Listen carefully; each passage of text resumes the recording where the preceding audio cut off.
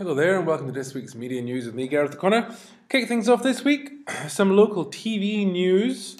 QuickFlix, the online on-demand video streaming service, who's actually having some financial difficulties at the moment, but they're about to, or they're in the works about to, launch a channel on Freeview, on the Freeview platform. It'll be part of a kind of all-you-can-eat subscription and on-demand movies. Haven't seen anything about the price of that yet, but again, a way for them, they are struggling financially at the moment, so it could be a way for them to bring in some new revenue. Also, Igloo, the Sky Television and TV NZ partnership, the pay television service, kind of like a mini Sky package, I guess, but it's just launched last week after a 5-month delay. Pretty much you get the box for $199, get Freeview HD, and then for $24.99 you get 11 Sky channels per month. And then of course you can get rugby games for $14.95 a month. So that launched last week. And they say chart says 1,000 words, and quite often they do. And this is when it does. This just goes to show first 10 quarters of Apple products, looking at iPhone, iPod and iPad. It just goes to show the dramatic rise in sales in the iPad. I mean, it's well going gangbusters now. I think pretty much everyone wants one, particularly the mini, this Christmas. But kind of interesting enough, I think Apple was saying about 60% of their revenue comes from products that are less than 6 weeks old, which is quite amazing. But the world certainly is going mobile now, so no real surprise to see that trend there with the tablet. But nearly half of American kids want an iPad for Christmas, and I imagine that would be pretty similar here. Global mobile traffic now represents roughly 13% of internet traffic. It's pretty big. Nearly a third of American adults own a tablet or e-reader. Over 500,000 Kiwis have access to a tablet now, and I imagine that will be quite a bit higher after Christmas. There are 5 billion mobile users in the world, and 1 billion now own a smartphone. And remember, this year, after Christmas, I would imagine we'll be over 50% here in NZ. And Android, of course, is the fastest growing platform. But certainly when it comes to interaction with advertisers, Apple is still leading the way. Soon, mobile will be bigger than television. And here's another chart that may well say 1,000 words. But this is just US stats. But again, it's kind of US mobile web versus mobile apps versus TV consumption. And you can see the rise of mobile web. Not really, it's been pretty flat, but mobile apps, the rise has been quite significant over the last 2 years. But it's getting to the point where people are almost spending as many minutes a day in America on mobile applications than they are on television. And of course, a lot of that is because so many people are using mobile apps whilst watching television. Which again talks back to the power of the second screen. And payments are growing. Foursquare, the mobile payment app, they now have got 10.4 million monthly users in the States. And that's seen pretty big growth over the last 12 months. But that's around 42%. They've got 25 million people have downloaded the app, but over 42% are using it at least once monthly. But that is seeing great growth, and of course, mobile payments you'll start to see will become more prolific here in NZ. Facebook growth has slowed, but we've been told to hang on to our hats by this lady, Caroline Everson, who's the VP of Global Marketing. She was asked the question of what's next, and she said, well, the population of Earth is what, 7 billion? So we have a ways to go. So we do have a ways to go if we're going to hit 7 million. But there's been there's been quite a lot of discussion now in the marketplace about Facebook and its effectiveness. And there's been 3 myths that she's been out talking around the States about. And one was that Facebook ads don't work.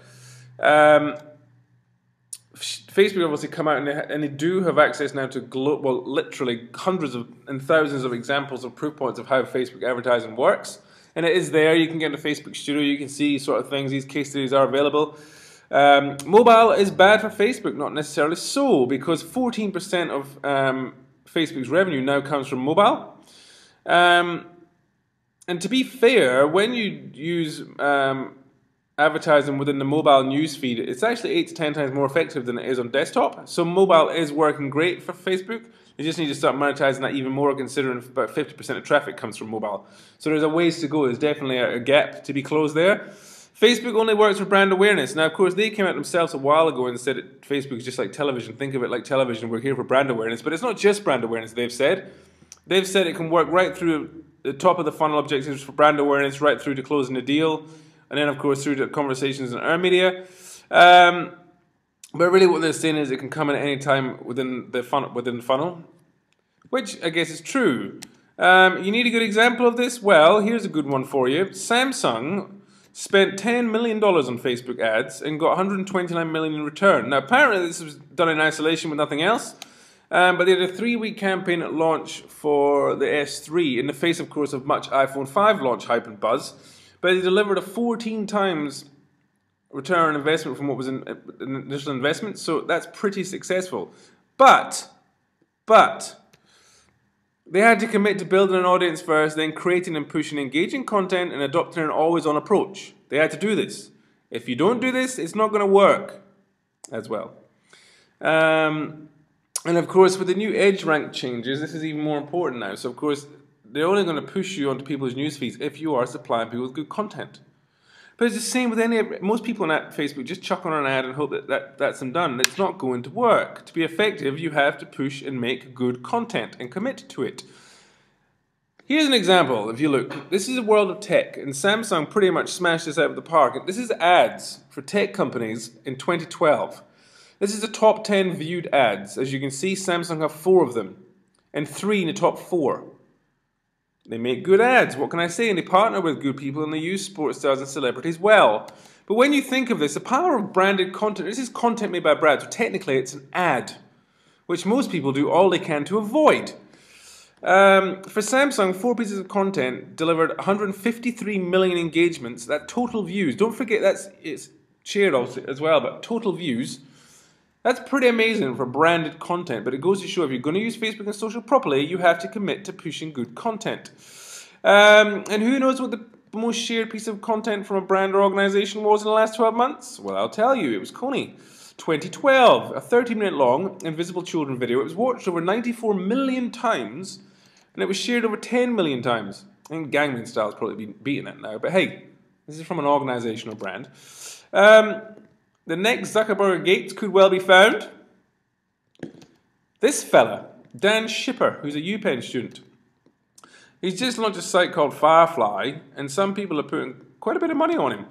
Basically, Firefly allows any website to share a screen with a customer without downloading any software. I don't know if you're excited about this. I can see for some, customer service type jobs, it would be useful. Maybe some finance jobs, it would probably be useful. But first round capital, I guess capital firms now, of course, are the ones who invest heavily in startups. And they've started this new initiative called the Dorm Room Fund, where they're just basically looking for the next Zuckerberg or Gates. So, of course, they can give them 500 grand and hope to make millions or billions in return. Here's a good car ad without a car. And another good example of German market, do good work. But this is a very nice ad. I like it very much. And it goes to show the parking assist by Volkswagen. It's very nice. Whilst on the car kick, Ford tried something new for the Lincoln brand. They hired Jimmy Fallon to create, through crowdsourcing, a 60-second Super Bowl ad, and he solicited script suggestions on Twitter. Yes, here's his thing. Here's his Twitter page, and it's all around the hashtag steer the script, and pretty much he's crowdsourcing stuff, and he's going to make an ad which will be shown in the Super Bowl. Kind of a new way of doing it, but hey, it's using a celebrity, millions of followers that he has, and of course he's talking about it on his TV show. So it's a big wide audience, pretty good TV integration, one would say. One success, we all do. The IPA, the Institute of Practitioners in Advertising in the UK, and Thinkbox, the TV body in the UK, have done some research. And I'll bet you're wondering what it was. Well, advertising campaigns aimed at the mass market deliver stronger business results than those more targeted efforts to reach consumers.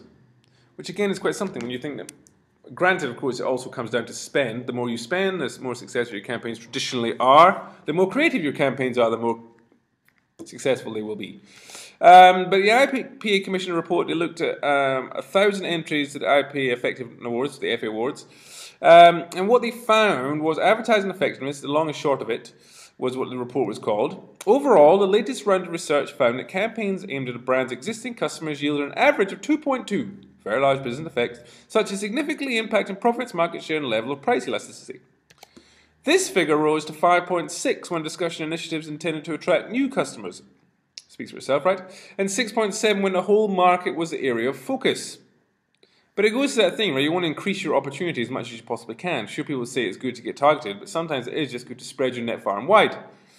Particularly when you think for certain categories there may only be 8 to 12% of the category looking to switch at that time. Most of your advertising is therefore pointless if you are pushing offers constantly. Want to reach and engage millennials? This is nothing new here, but Endelman did some research in the US, and it's nothing new. But they've found that youngsters want to be entertained first by brands, so don't just push product. Entertain. This is nothing new, of course. Advertisers should think like entertainers, particularly in this age where people are very easy to switch off and very hard to reach.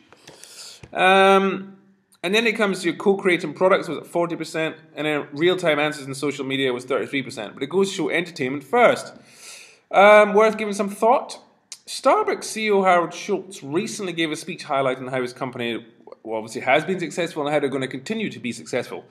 And his inspiration is all around GE. And GE, of course, is a company who has continued to evolve and grow and change and innovate. But they want to make history and be admired around the world just like GE is. But how is he going to do this? Well, he said he must push, or we must push for reinvention. Those companies embracing the status quo as an operating principle are going to be dead. It speaks for itself, right? You have to keep reinventing yourself. Evolution. Or you are going to be overtaken by those who come along offering a more innovative and revolutionary product. And also, it goes to the same old thing. Don't do what everyone else is doing. The SPCA in NZ teams up with Mini. This is a really great campaign. Basically, they got 3 dogs, rescue dogs, and they're teaching them how to drive. It's very much like it's teaching old dogs new tricks. But why, you ask? Well, they've said, obviously, we think dogs are pretty smart and amazing, and we reckon if more people thought the same, more of our dogs would find happy homes. But it goes to that lots of people don't want a dog that's come from somewhere else, or it's a rescue dog. Because they think, oh, old mangy dog, I don't want that. But really, all these dogs are amazing, and they deserve to go to a happy home. So hats off to the SPCA, who I know has been inundated with calls now about this, and it's global coverage, so well done there. DA&AD announces its first ever White Pencil Award, which is for looking at things that make positive difference in the world. I'm going to show you this, and you can be the judge. History, there have been countless examples of food bringing conflicting people together. These stories inspired us to create Recipes, a social movement that creates peace by bringing people together over a shared meal on Peace Day. We started in our own backyard, Chicago, by reaching out to local organizations committed to finding peace in the Middle East. On September 21st, members of the Muslim American Task Force, Hands of Peace, and Jewish Voice for Peace came together over lunch to discuss their views of the conflict in the Middle East. Through Skype, they were greeted by Diane Orr, the founder of the All Nations Cafe, a cafe built at a checkpoint between the Israeli Army and Palestinian Authority. Food was shared, realities discussed, and questions asked, and some minds even changed. I can see that many of us have kind of shifted in our thinking. I was able to make connections that I couldn't make before. Hours after the food was gone, the conversation was still going strong. The local food community also embraced Recipes. In under 4 weeks, more than 75 restaurants, grocery stores, chefs, and food trucks joined the movement, allowing everyone in Chicago to turn their meals into peace meals. It started at the table with our modern interpretation of extending the olive branch, a Recipes olive oil bottle that told our story about creating peace, and informational broadsheets that doubled as place settings and shared more information about Peace Day. Some restaurants also provided special menu items, like lamb moussaka, a dish enjoyed by the off-feuding Greeks and Turks. Table tents and shareable postcards that came with your bill directed you to our website, recipesday.org. There, people pledged for peace and were given a few simple ways to fulfill that pledge. They could create their own peace meals from recipes that have brought people together through history, like in World War I, when opposing soldiers ceased fire to share plum pudding. People could also tweet for peace, encouraging feuding people to come together over food. We publicized the events of the day with restaurant posters, by turning dinner napkins into recipes flags, and by taking the message on the road. Dozens of out-of-home locations were also donated. By the end of Peace Day, thousands had come together over food, made peace pledges, tweeted, and shared their photos, thoughts, and experiences online. Celebrity chefs and food-related websites, photographers, and publications embraced recipes, allowing it to reach millions.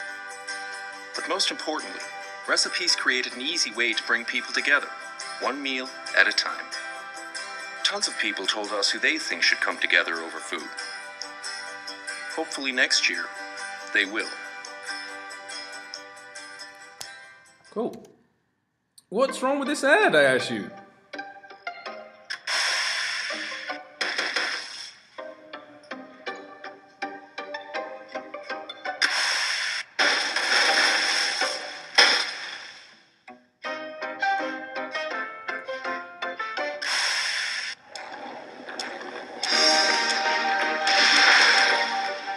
With SodaStream, you can save 2,000 bottles a year. If you love the bubbles, set them free. SodaStream. Well, this ad has been banned because it's depicting the destroying of competitors' products. But it does beg the question, is it worth making an ad so it gets banned? This ad has now been watched around the world millions of times.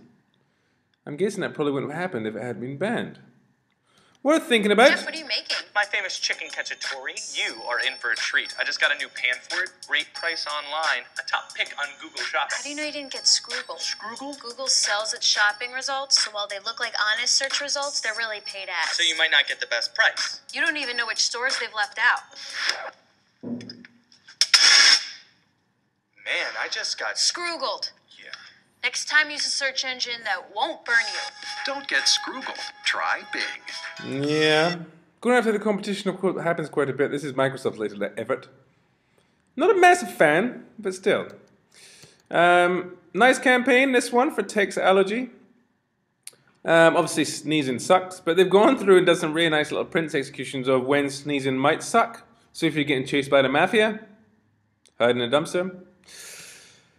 Yeah, never a good time to do peep and tom, but if you are and you sneeze, not great.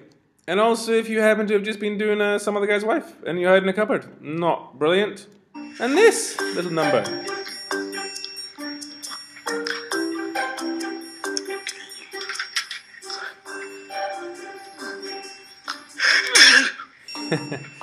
Like it very much. Well done. Business Insider gives us its top 10 ads. Some of these, of course, are quite similar to the ones I showed you last week from Adweek.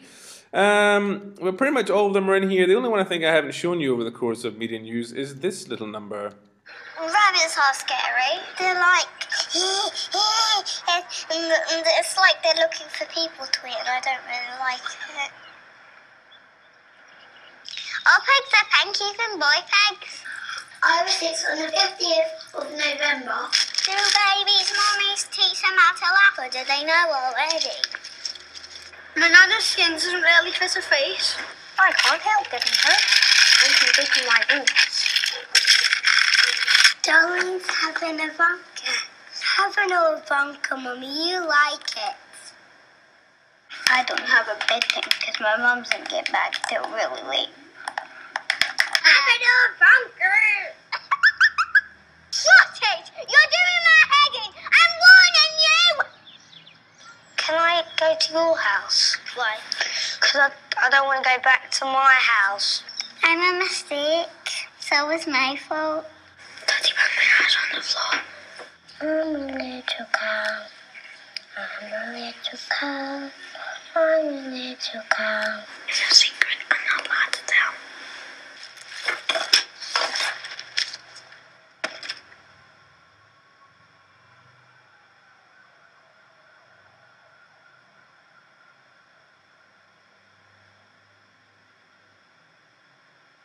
Yeah, as a parent, it's pretty hard to watch. Most shared ads of November. Again, I love this sort of thing because it's brand, it's an ad. Make good content, people. People will share and watch it. Here's the most shit ads of November. Again, I've shown you some of these. Good to see Air New Zealand up there, number 3. Red Bull Athlete Machine, number 2. And this is the last thing for me this week, but this is a really good piece of content, and hats off to them. It's been shared now over 2 million times, and it's been watched well over 30 million times. And this is the last thing from me. I will see you next week. Set fire to your hair, poke a stick at a grizzly bear, eat medicine that's out of date, use your private parts as piranha bait. Dumb ways to die, so many dumb ways to die. Dumb ways to die, so many dumb ways to die. Get your toast out with a fork, do your own electrical work. Teach yourself how to fly, eat a 2-week-old unrefrigerated pie. Dumb ways to die, so many dumb ways to die. Dumb ways to die, so many dumb ways to die. Invite a psycho killer inside, scratch a drug dealer's brand new ride. Take your helmet off in outer space, use a clothes dryer as a hiding place. Dumb ways to die, so many dumb ways to die. Dumb ways to die, so many dumb ways to die. Keep a rattlesnake as a pet, sell both your kidneys on the internet. Eat a tube of super glue, I wonder what's this red button do? Dumb ways to die, so many dumb ways to die. Dumb ways to die, so many dumb ways to die. Dress up like a moose during hunting season, disturb a nest of wasps for no good reason. Stand on the edge of the train station platform, drive around the boom gates at a level crossing, run across the tracks between the platforms. They may not rhyme, but they're quite possibly the dumbest ways to die. The dumbest ways to die. The dumbest ways to die.